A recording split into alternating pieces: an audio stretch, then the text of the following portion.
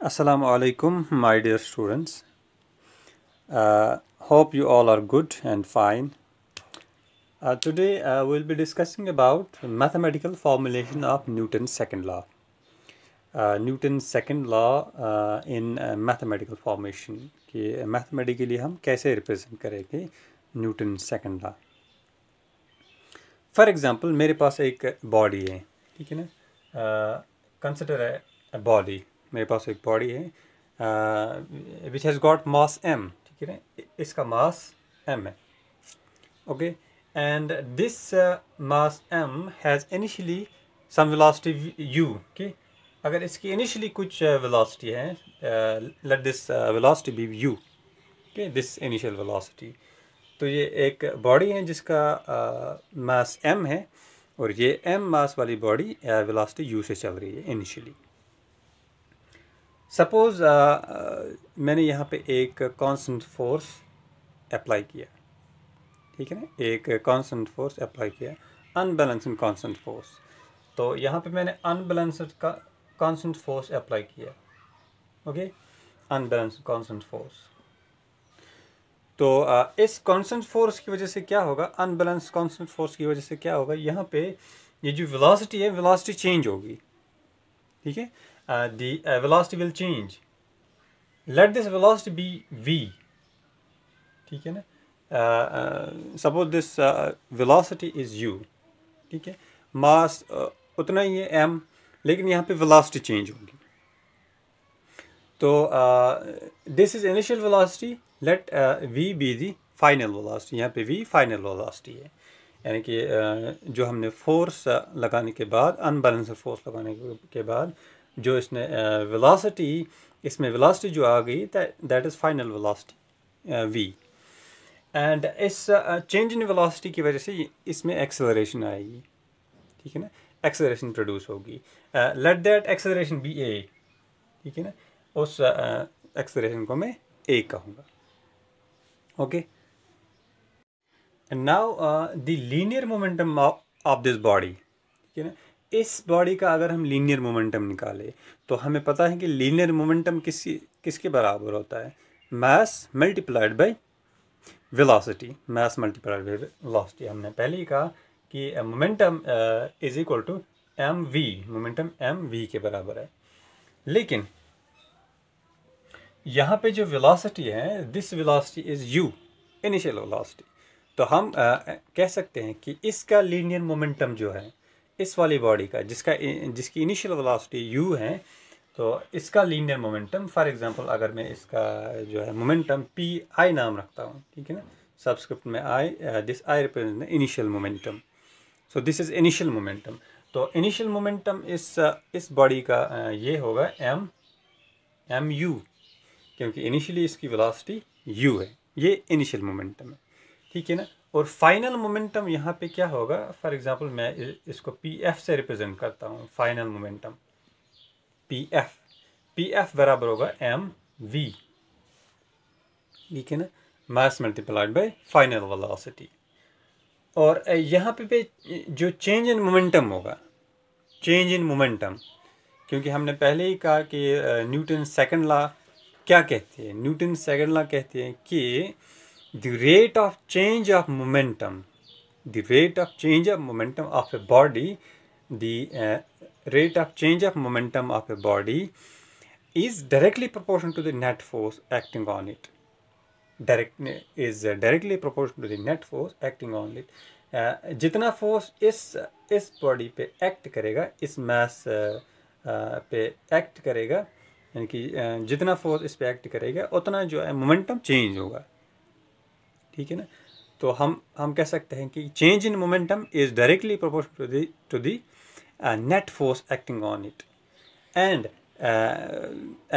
That takes place in the direction of net force. यानी कि net force जिस direction में होगा, चेंज इन मोमेंटम उसी डायरेक्शन में जो है इसमें चेंज आएगी, okay. So I can say here that change in momentum, I can say that change in momentum, change in momentum किसके बराबर होगा, final momentum minus initial momentum, वो ये हमें चेंज इन मोमेंटम देगा, ठीक है ना। Final momentum minus initial momentum, तो हमें इससे ये पता चलेगा कि मोमेंटम में कितना चेंज आया। P f minus p i, final momentum minus initial momentum.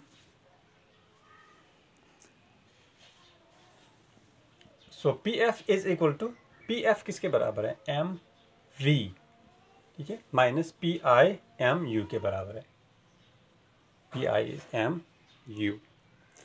So therefore I can say that the rate of change of momentum, ये चेंज इन मोमेंटम है, ठीक है ना।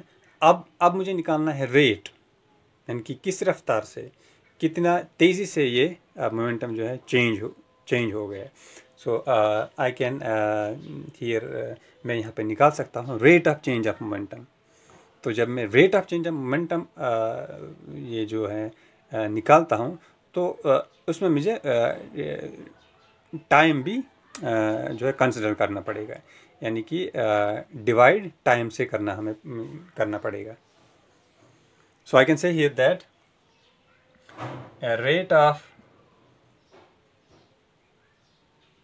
Rate of change of momentum, rate of change of momentum किसके बराबर होगा, m v minus m u divided by t. ये हमें रेट देगा, यानी कि किस रफ्तार से ये मोमेंटम जो है चेंज हो रहा है। So this is equal to m v minus u divided by t, m v minus u divided by t, m यहाँ पे मैंने कॉमन निकाला। तो न्यूटन सेकंड लॉ क्या कहता है, न्यूटन सेकंड लॉ कहता है कि the applied unbalanced force is directly proportional to the rate of change of momentum. ये हमने न्यूटन सेकंड लॉ पढ़ा, यानी कि ये जो न्यूटन सेकंड लॉ है, Newton second law says that force applied, ठीक है, unbalanced force applied is directly proportional to the rate of change of momentum. तो rate of change of momentum किसके बराबर है, m v minus u divided by t. ये हमें Newton second law कहता है, ओके।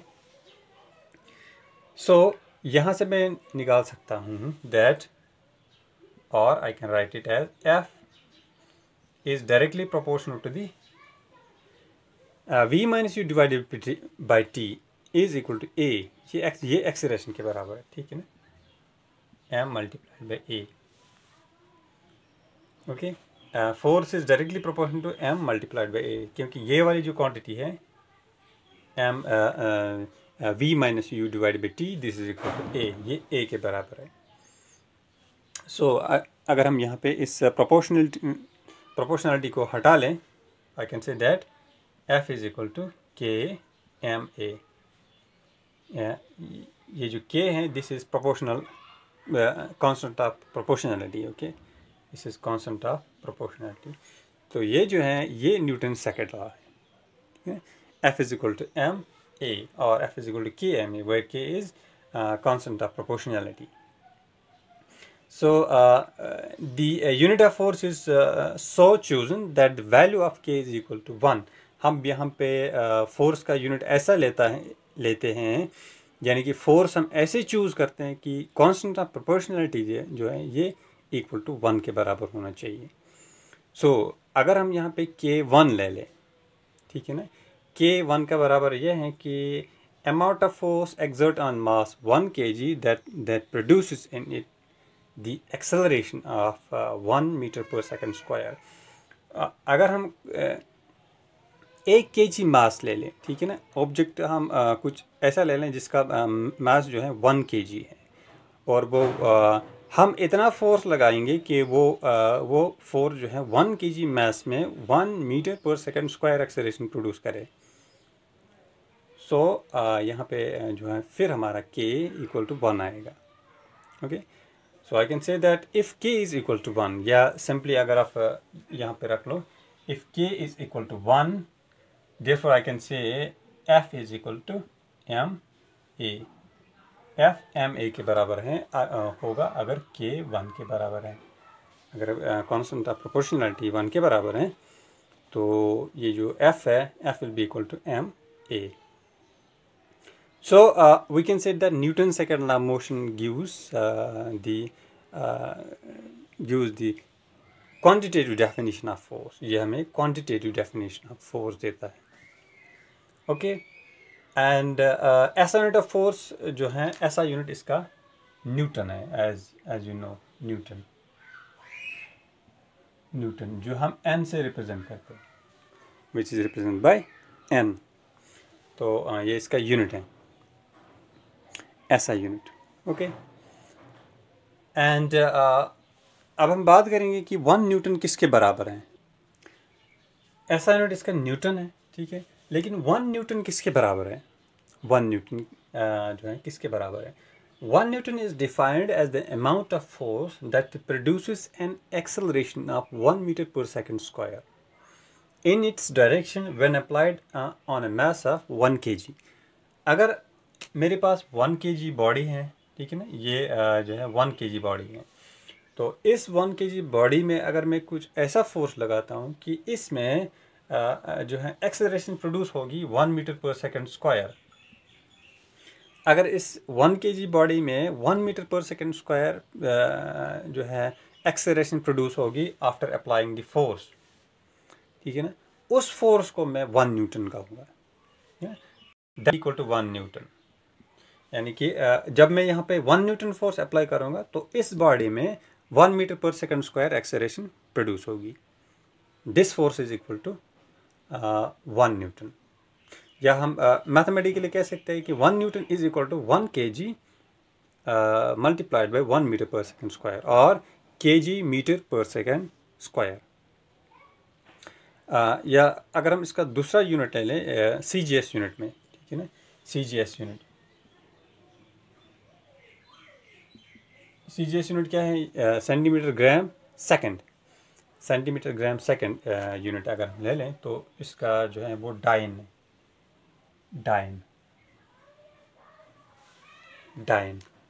ओके, सो एक डाइन किसके बराबर है.